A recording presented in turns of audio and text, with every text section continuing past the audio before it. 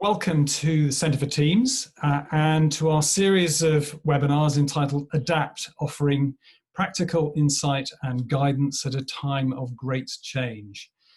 I'm absolutely thrilled to be joined by two folks in the healthcare profession, Caroline Alexander and Karen Middleton. What I'll do now is introduce them both.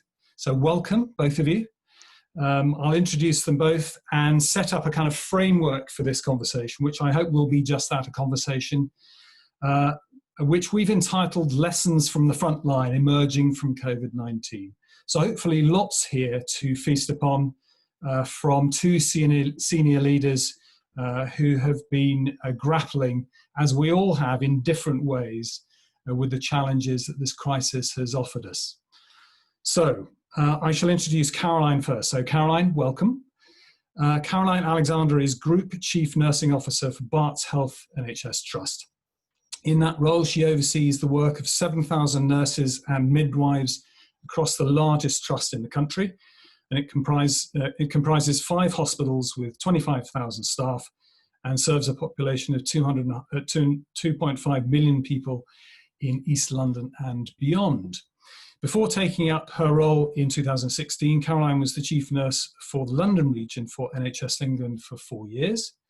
A former Florence Nightingale scholar, Caroline has been recognised as an inspirational leader in the first Nursing Times Leaders List in 2014 and has been awarded honorary doctorates from City University in 2017 and Middlesex University in 2018. Caroline was invited to join the Barts executive team at a time when the organisation had been put into quality and financial special measures. And since then, with a focus on safe and compassionate care, the organisation is now out of special measures for quality and emerging from special measures on finance and becoming a model for other trusts in patient care, experience and safety. Caroline and her team have played a vital role in that turnaround and, of course, in response to COVID-19, including the setting up of the Nightingale Hospital at the Excel Centre. So Caroline, a big welcome to you. Thank you. And Professor Karen Middleton, CVE. Karen is the first female Chief Executive Officer of the Chartered Society for Physiotherapy and the first physiotherapist. And you, I think, Karen, still remain on the HCP register as a physiotherapist. Yeah. Since taking up the position in 2015, Karen has instituted a modernising agenda called Good to Great, aimed at driving up the performance of the organisation in service of its 59,000 members. And she's passionate about the leading role physiotherapy has to play in enabling people to live long and live well. Karen's previous role was as Chief Allied Health Professions Officer at NHS England and the Department of Health, a post which she held for 7 years, leading more than 80,000 allied health professionals in the NHS and in other sectors. Karen is also a fellow and president of the Society for Musculoskeletal Medicine, for whom she has taught at national and international levels, and studied at INSEAD in Paris as part of the European Leadership Programme, and gained an MA in Consultation and Organisation, a psychoanalytical approach in 2006 with the Tavistock. Karen was awarded a CBE for her work in healthcare in 2012 and became a fellow of the CSP in 2013, and in 2014 was made a visiting professor at Leeds Beckett University. She has 5 honorary doctorates. Karen, welcome. Thank you. It's a real pleasure to have both of you here, where the idea is that we have a conversation about leadership and about teamship. And there's an intersection for us at the Centre for Teams in both of those.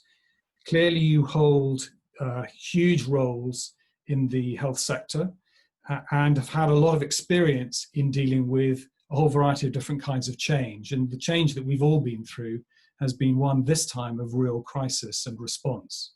So it's going to be fascinating to get your insights in a whole variety of ways on both how you personally have led yourself and others through this process, as well as the role that good teamship in effective teamwork has played in your organization's response to the situations that we've had over the last few months. So that's the kind of frame that we've set.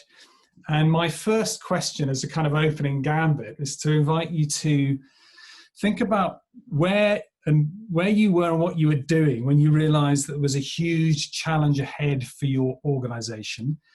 And just give us a sense as to how prepared were you and your team for the challenges that you sense then lay ahead for you. So a kind of time and place, almost like a Kennedy question for you both. Karen, I think you were going to go first on that one. So I remember sitting on a train coming into work in February and looking at my iPad, reading the BBC News and thinking, I think we need to get some extra sanitizer in at the CSP office. And then I thought, actually, maybe we ought to get some signage up about where people are coming back from holidays from. And as I got to the office, I thought, actually, there's a few other things that maybe I need to start thinking about here. So pulled together a small group that were really focusing on the very practical side of this whole situation in terms of the 4 offices across the UK, what we needed to do to protect staff. At that point, I was not thinking about the membership, i.e. the 59,000 members that we have. It was very much about the office staff, because they're the ones that I employ, they're the ones that I have the most responsibility for, if you like. And then I went away on holiday skiing and then came back at the beginning of March. And as soon as I got back, immediately we went into urgent planning for action, really. So that by the time we got to, I think it was lockdown around 17th of March, and we were closing all 4 of the offices, in terms of staff, we had ramped up all the work we've been doing the previous year to develop a more flexible approach to our work and where people work and how they work. We'd ramped it up to such an extent that actually within a week we moved from 30 people who were working from home to all 147 working from home across the UK. But it was interesting that the focus for me was very much on what I had absolute direct responsibility for. And it wasn't really until that we were into the first week of lockdown that we started, myself and the directors, to talk about, right, what's the focus of our attention now? And that's when it became the members and the physiotherapists working out in the service. So yeah, so that was the beginning. So it was almost like a kind of gradual realization that this thing was coming towards. Yeah, but it sort of started gradually and then it suddenly shot up. You know, there was this sudden, hang on a minute, this is just not going to be dealt with by a bit more washing of hands. There's something much bigger here that we need to pay attention to. Caroline, what about you? Did you live in a different part of the health system? Did you get early warning signals some way ahead and therefore felt, yes, this is the gradual ramping up, we're going to be doing this? Or was it, again, a kind of sudden shift? I think it's funny to look back, because I think we were aware and we were being advised of preparation that we were needing to do. But I think, like Karen said, I don't think anyone knew quite how significant it would be until a slightly later stage. And funny, a commonality, it was when I was on a skiing trip, and when I got back I had to say I'd been to a part of Italy which wasn't in lockdown itself, that the reality of, well, what does this really mean, not just for health services but for British society, was one of those, the starting bit, because it starts to feel a bit bigger and a bit more real. I mean, the big moment for me was the week of the 16th of March, in that 2 things particularly happened that caused me to think this is more than even I thought it was we did an interesting exercise, which was an emergency planning exercise within an escalated incident, which I've never done it that way before, but actually it was one of the best things I've done, because in that week I spent 5 days with my head and a group of people across the organisation thinking ahead every day, getting more information to enable us to start building up what our response would be, what were the issues, how prepared were we. And that, and also the Sunday of that week, being told that we were heading to have to quadruple our critical care capacity across London. And the way I kind of described that whole week for me was like Armageddon felt like it was coming, and which was very scary. But it meant that we, as well as preparing, we were getting our heads right into what it would feel like a lot later. So it's hard to describe that, probably a bit unique in that scenario to know at that time how worried I was going to be. But it really did help to get our mindset right, because we were looking into it rather than waiting for it, if that makes sense. We're now joined by the voices of my dog in the background. So what I'm going to do is I'm going to cut this bit out when we get to it.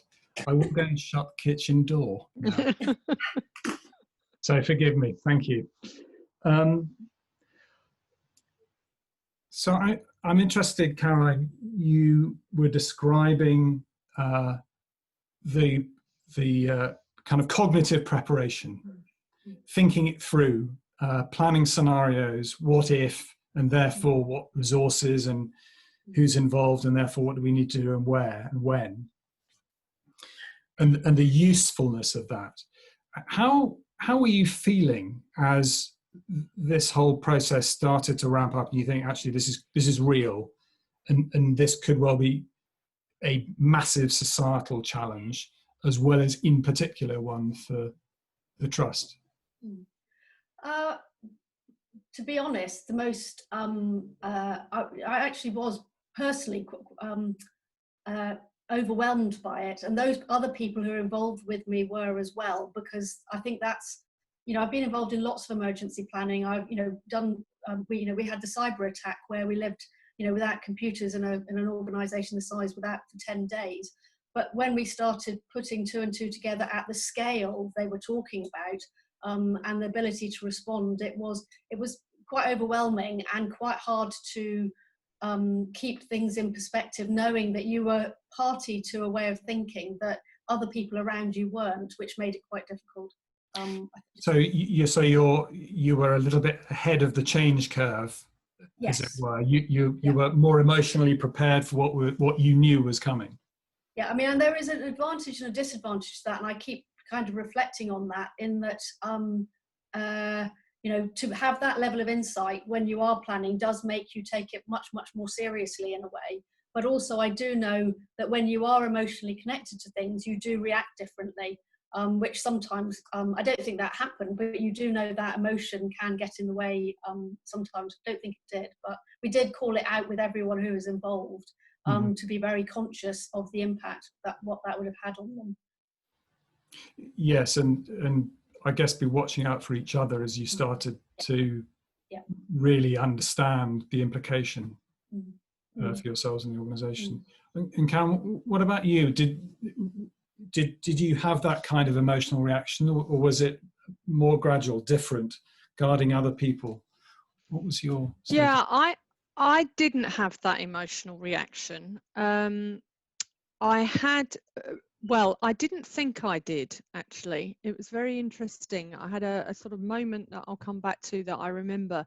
I was almost, I could almost be out of myself, looking at myself. At times I felt that I knew what had to be done. I became really focused, and I just accepted that we had to get on with this and what we needed to do as an organisation.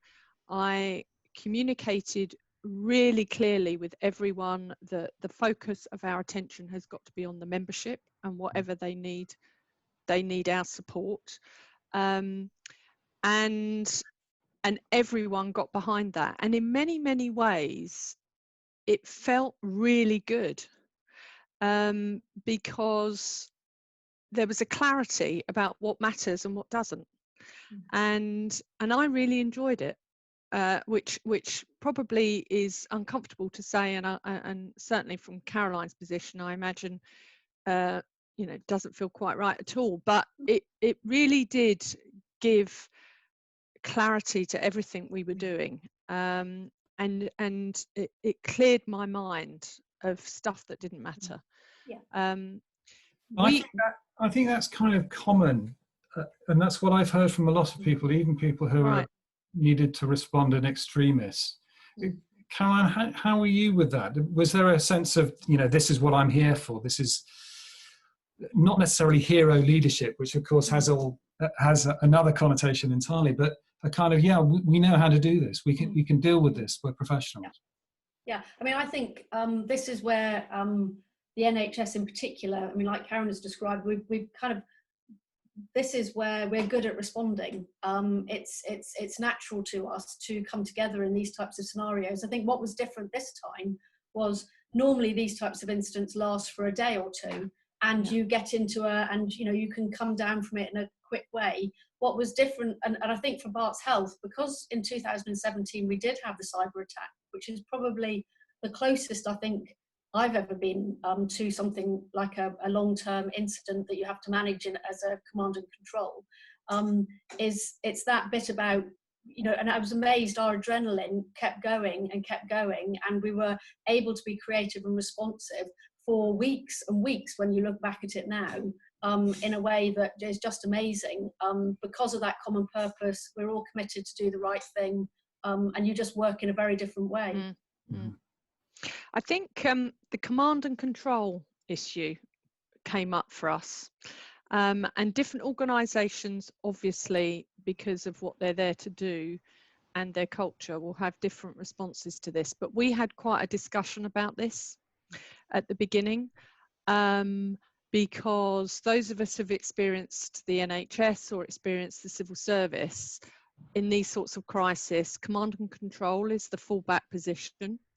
But as you know, David, I'd been doing a lot of work which was around distributed leadership.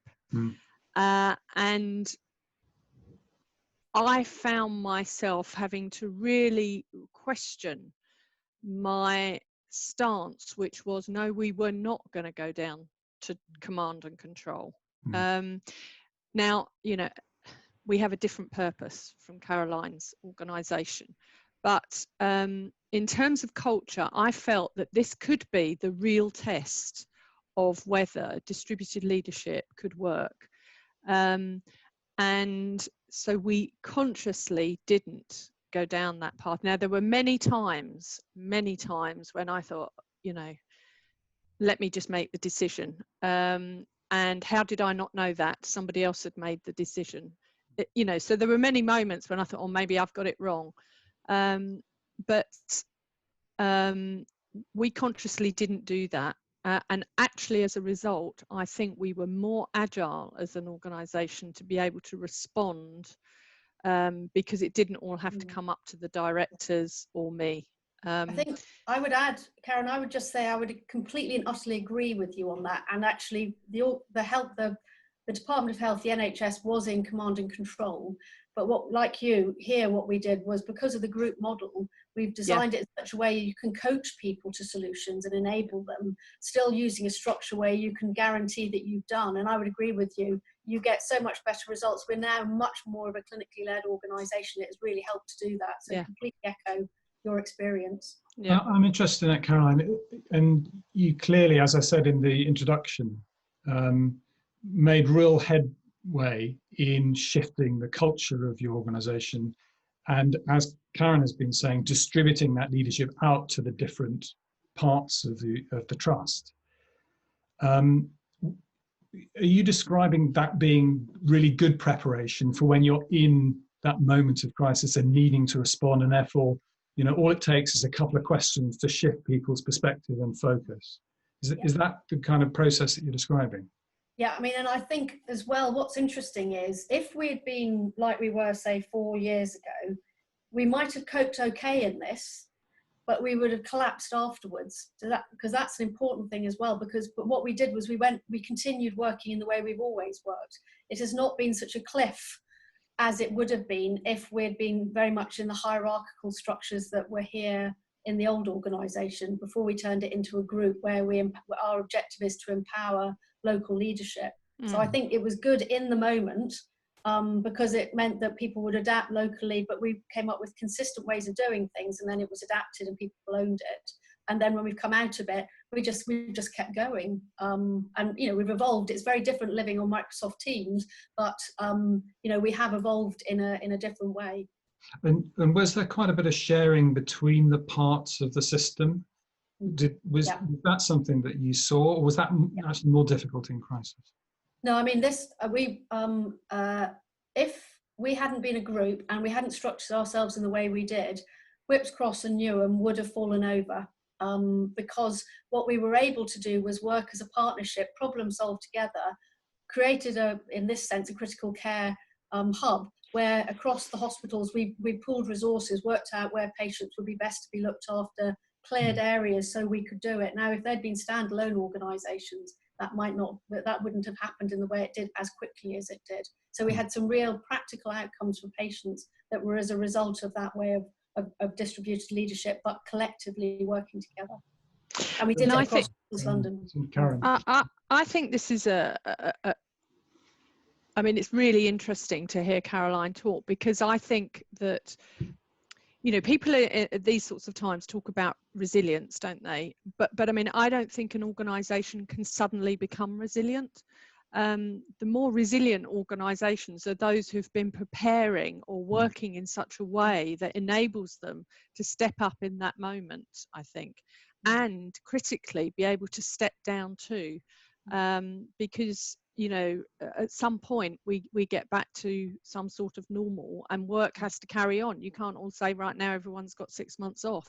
So I think I've really learnt the value of distributed leadership, both in the normal working world, but also in crisis. And for me, the big lesson out of this is, you know, the default position in the past in these sorts of crises is command and control. And, you know, I don't think it should be the default position. I mean, I still think you have to think it through. Do you need it? But we didn't. The only other thing I would say is, I think you do need the hierarchy, but you don't want the hierarchical behaviour. So there's something about containing the anxiety of the organisation with the hierarchy. The buck stops with me, everyone. But you don't want those behaviours, and the behaviours that people hopefully have been demonstrating before the crisis. You know, we've worked a lot on matrix working, which I think sounds familiar to your group working, and the communication across and between absolutely pays dividends at these moments. It doesn't need to go up and down the organisation before you make a decision. There's some really interesting distinctions, because it is true that structure can lower anxiety, gives people a bit more certainty, so a sense of direction and security, air cover, if you like. But of course, the solutions and the speed of response relies on those at the grassroots having confidence and being able to act. So it's an interesting and a much more sophisticated combination of ideas than simply it's done this way through the hierarchy and therefore everybody needs to comply. I mean, one of the things it does allow. Sorry, Caroline. Sorry. One of the things that we did, what people wanted to know from us as a group exec was, have you got a plan? It doesn't have to be a detailed plan. They just needed to know and feel that we had a sense of direction that they could be a part of. And what they also liked and what they wanted was, we'll go and help to facilitate and drive the change that needs to happen, but give us the freedom to do that, which we did. So I think those two combinations, like you say, the safety net to know that we know where we're going, therefore we can trust people to innovate and respond, because we are going in the same direction. Yeah. You wouldn't end up all over the place. Yeah, a combination of security and freedom. Yeah. It's interesting. Yeah. Karen, were you going to say something else there? Well, I was just going to say, I mean, the other value of not going down the path of command and control is that you allow more difference in, and more diverse thinking, and more different skills and expertise into the problem solving. And I mean, something like COVID, which, you know, is a moving feast, you know, we didn't really know what we were dealing with. We didn't know how long it was going to, I mean, there were so many unknowns. that you really need that creativity, the imagination that comes with all the difference. I mean, you know, that's not easy either, but you need to it's know better. how to marshal that in the moment, though. Yeah. And that comes from a team engagement and knowing how to work those differences between people. Yeah, and we had, I mean, I think it was week 2 of lockdown. We had a leadership team away day planned, you know, had been planned way before. And there was quite a lot of pressure at that point from within me and also externally. You know, we could do without 8 hours, Karen, on a Zoom meeting, you know, discussing how we're feeling or whatever it is we're going to do on that away day. Yeah. And I kept thinking, I think we might need this now more than ever. And what, of course, happened was A, it was invaluable. But B, it signaled to the organisation something. Now, undoubtedly, there were people that were saying, well, that's great. They're all buggering off for a day. You know, we're still at the, you know, semi-front line trying to work here. But actually, it also signaled something about things can't be that bad then if the leadership team, the directors, are going to spend a day together and talk and think. And that was quite a powerful moment in the beginning, I remember. Yeah. I'm going to move us on now. The Nightingale Hospital. Now, both of you are involved, I think, in different ways. But Carol, I'm going to come to you first because your contribution was quite important, not just individually, but as an organisation, to the setting up of what has rarely been seen, but happened at speed. And it was a multi-agency response, wasn't it? Yeah. At scale. So what was that like? Hugely impressive act, something that we've not seen in this country for a long, long time. What was it like to be involved in that? And what kind of things do you take away from that experience? I think it's a funny one in that there was so much going on all at the same time, and everyone having to come up with solutions, knowing how we had to prevent the NHS collapsing in a sense. And I wasn't involved right at the beginning in terms of the decision to create these organisations, but that was done very much as a regional thing with the army involved. Where we got involved was when they realised that you have to host an organisation in a way. You couldn't just, it's not setting up a field hospital in Afghanistan. This is, will be an accountable care, someone will be responsible for the delivery of safe care. The CQC was going to look at it, and they needed to have a host organisation that would ensure that this was an enterprise that would be sustainable, because this could go on as it's on standby currently until the end of March. But I think it was an incredible piece of work. I mean, I came in probably 4 days after it started. So that's why I'm saying this was quick. This took 10 days to get the first patient in. I mean, that's unheard of in terms of scale and outcome in that period, and how people collectively were called up on a Sunday evening and asked, will you come and be the director of nursing or the chief executive there? People just got into it in a way that you wouldn't normally see, because again, the common purpose, we all owned it and believed it needed to be done.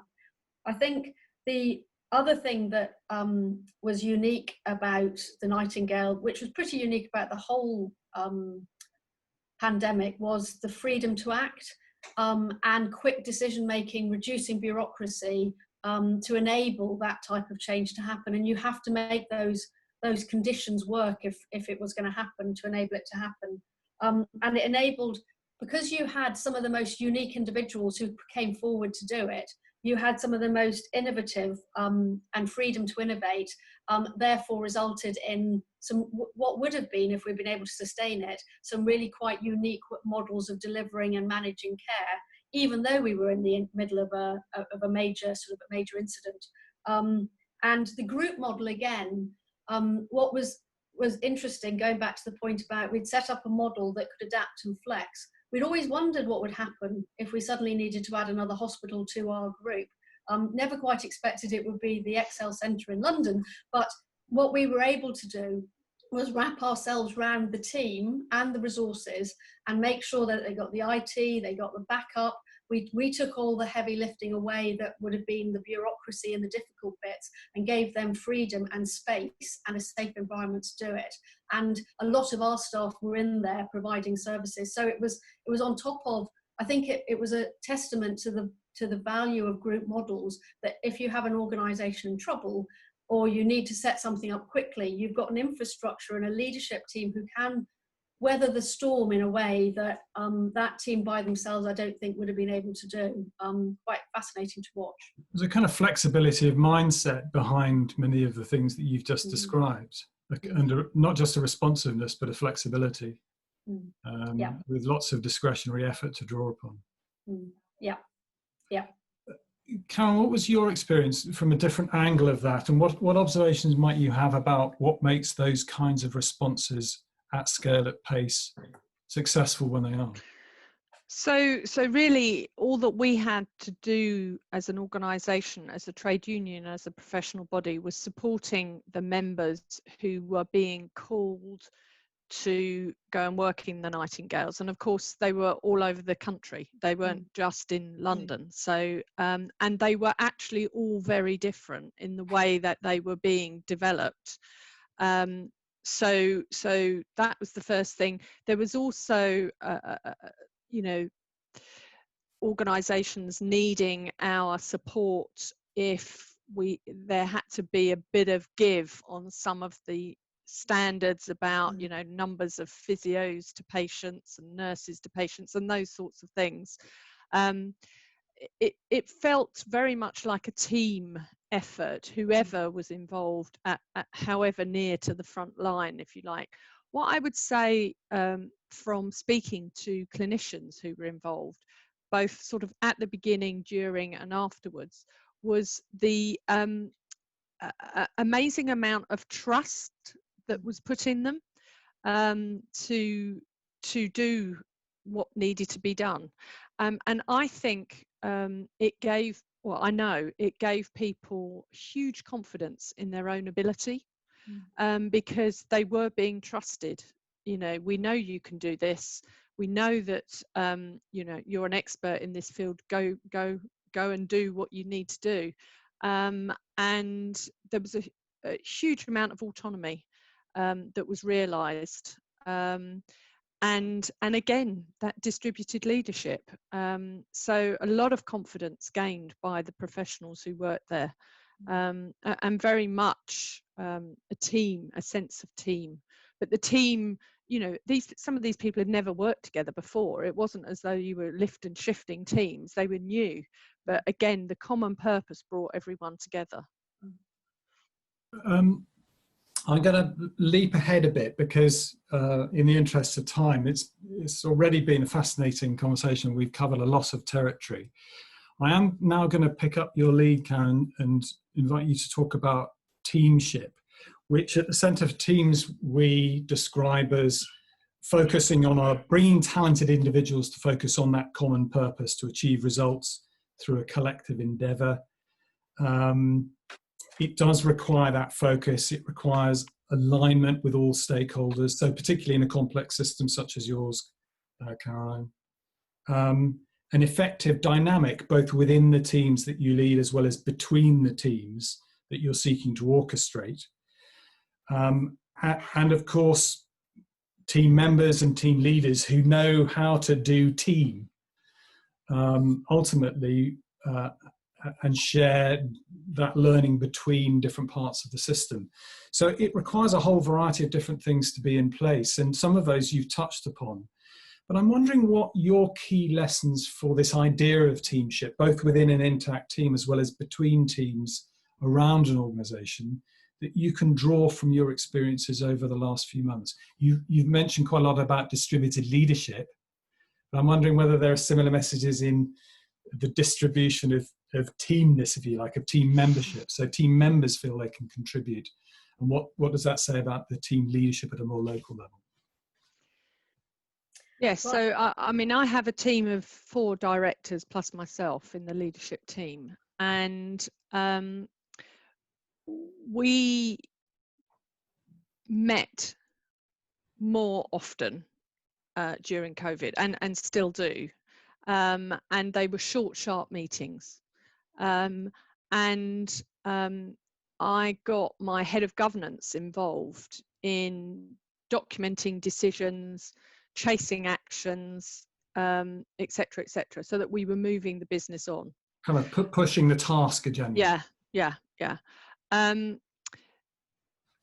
We had quite a long discussion about, if a certain director is leading on a particular aspect of the work for members, what does that person leading it mean?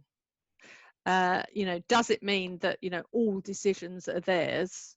Or, what's their role around communication? What's their role about letting everyone else know, etc., etc.? So we were really clear about that. But I have to say that took a few weeks to kick in, because I started to realise that actually we hadn't got that sharp clarity about what leading on a particular piece of work meant. And that became really, really important. So kind of clarity of role and purpose and intention. Yeah. The other thing I would say about the team is, again, relating it back to resilience, is knowing your team before you go into this sort of thing pays huge dividends. And I don't mean, their skills and expertise, the subject matter. I mean, know them as a person. And I noticed an awful lot about what was happening. We had one director who was absolutely thriving, loving every minute of this, bring it on.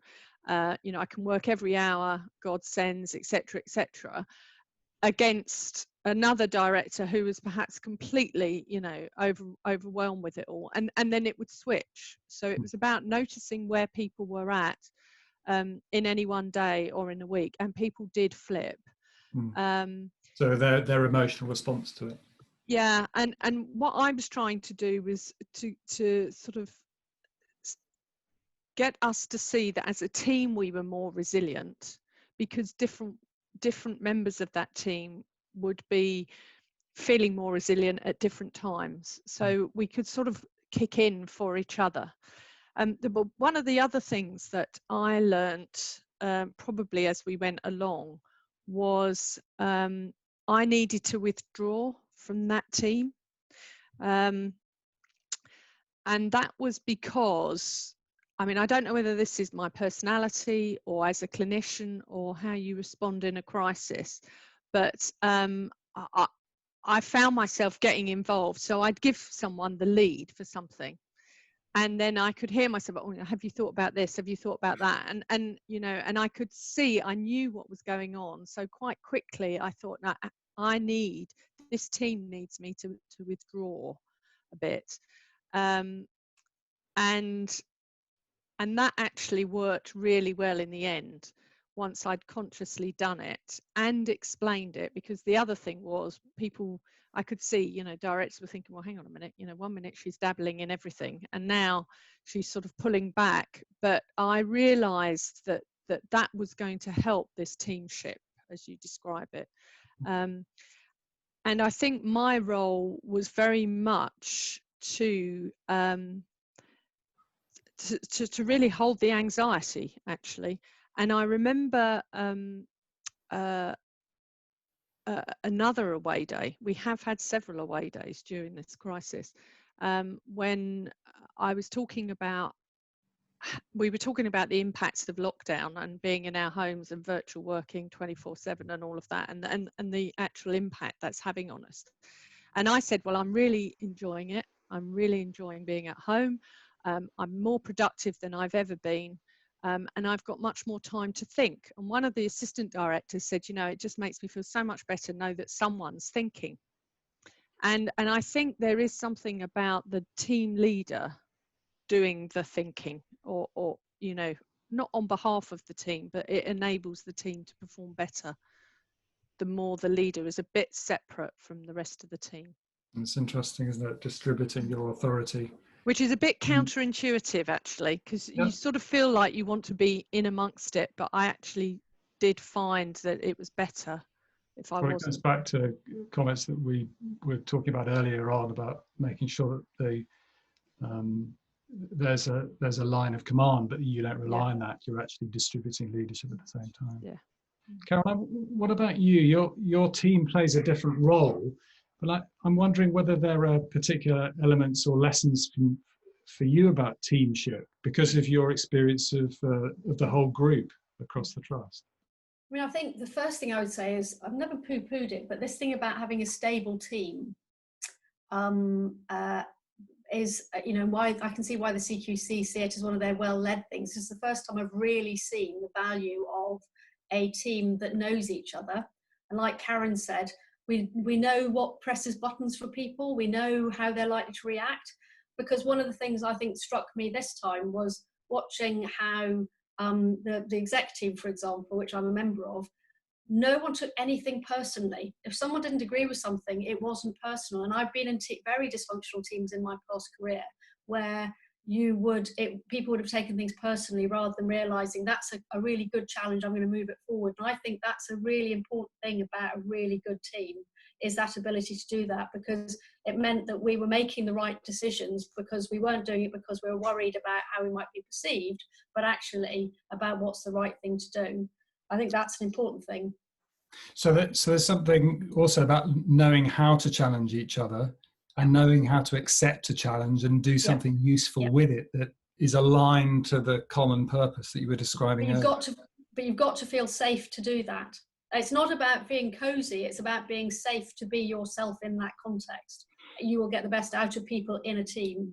So described often as psychological safety, you can feel just as vulnerable as you might do physically being attacked by something or somebody, than you can do in a meeting where you don't feel safe enough to speak out.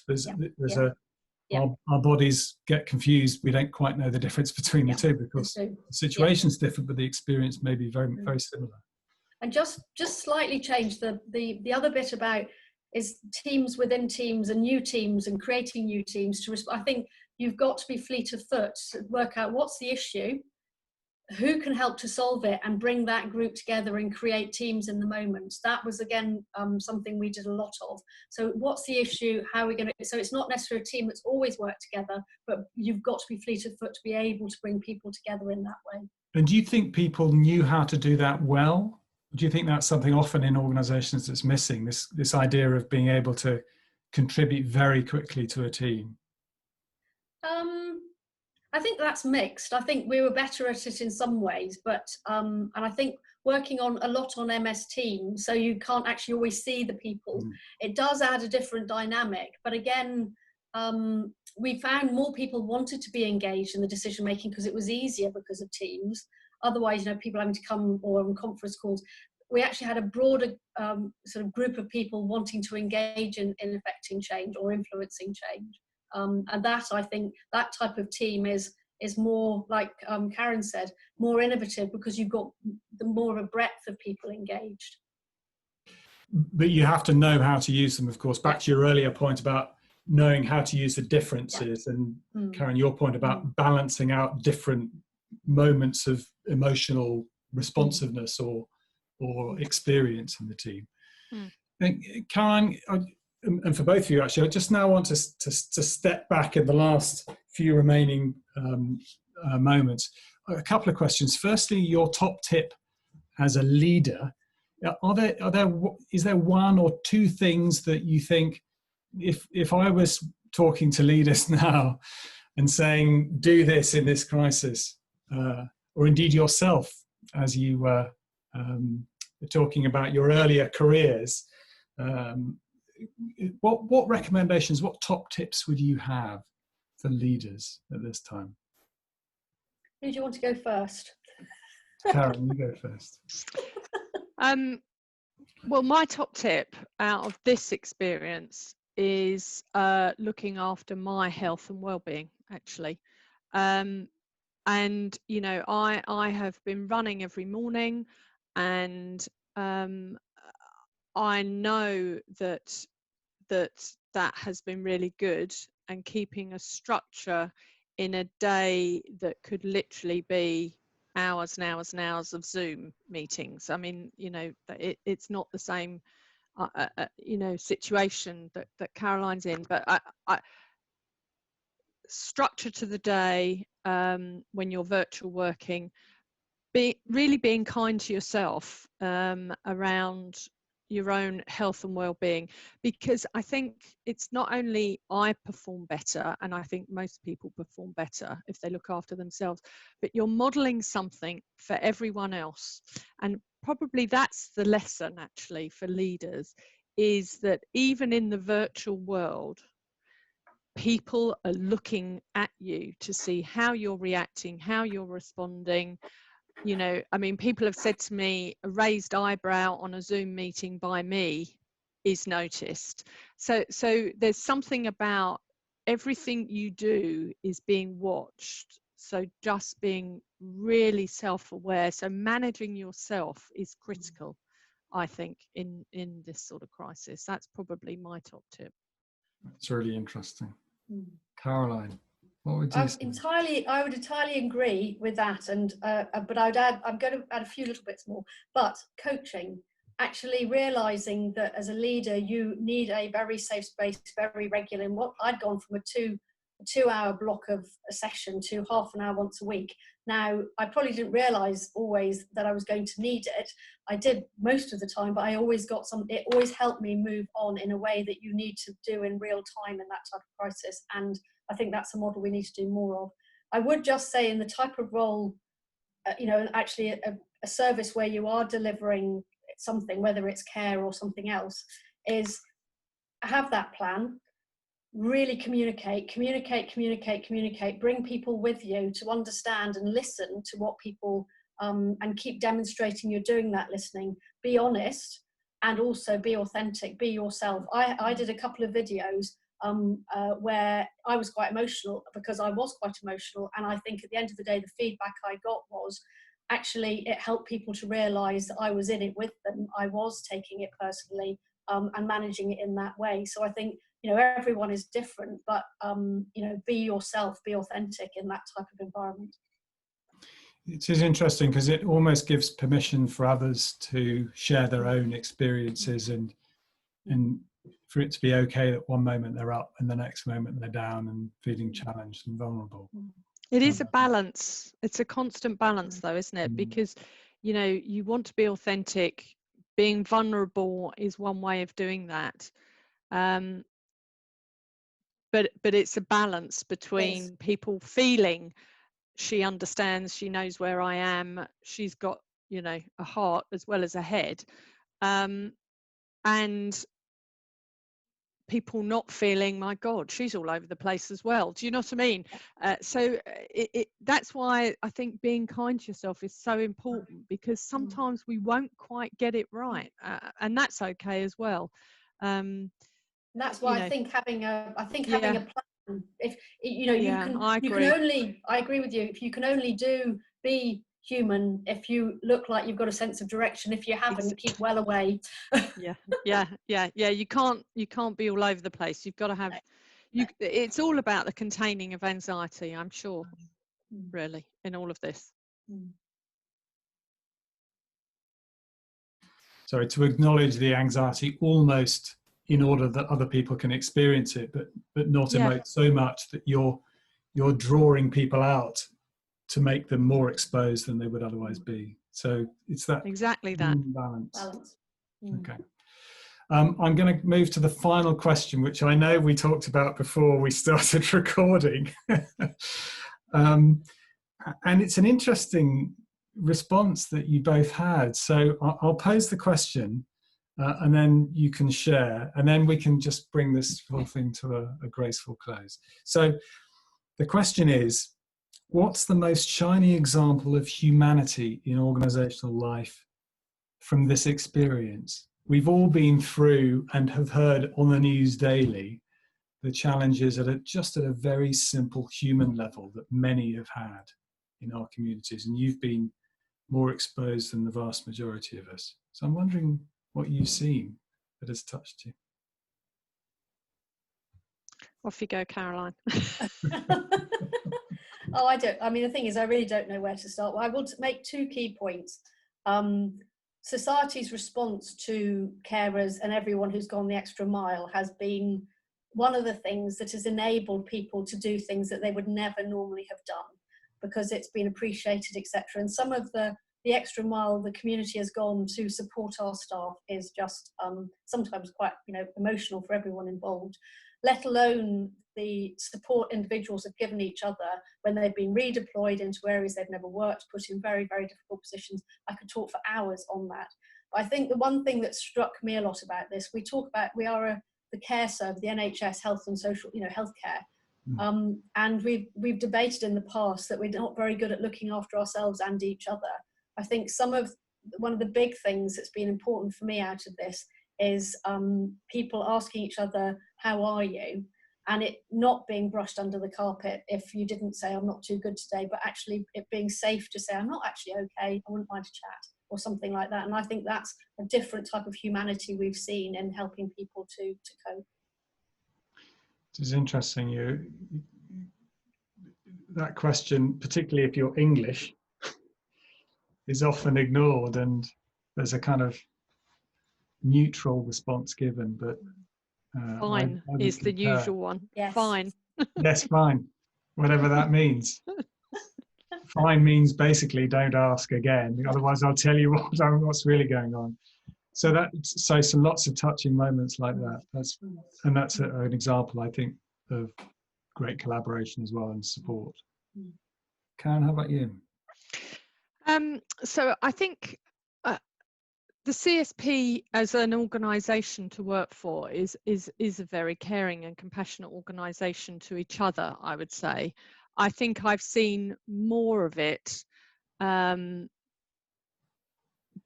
during this crisis, partly because of the crisis and partly because I have been zooming in to loads and loads of team meetings that I wouldn't normally get access to. And, you know, I've seen team members cry, I've seen them get angry, and I've watched how other team members have responded. And that has been, that's been really impressive. But I think the other thing that I would say is we had a sort of 200% increase in the number of calls and contacts from our members during this crisis.